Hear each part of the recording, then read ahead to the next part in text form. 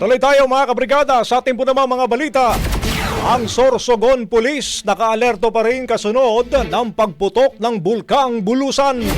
Yan ang report ni Brigada Kat Austria. Ibrigada mo! Brigada Live Report. Naka-alerto ngayon ang Sorsogon Police Provincial Office kasunod ng pagputok ng Bulkang Bulusan.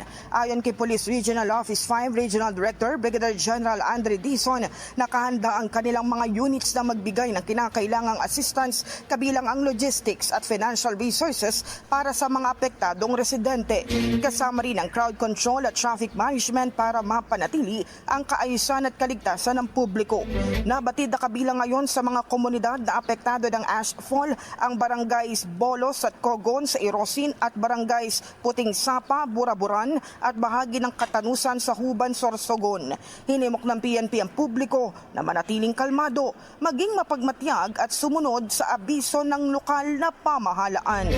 In the heart of changing lives, ako si Brigada Kat Austria ng 105.1 Brigada News sa Manila, The Music and News Authority. Brigada Balita Nationwide. Ang bahaging ito ay hatid sa atin ng Yamivit ES3 Syrup. Simulang tuparin ang pangarap ng iyong anak. And starting now,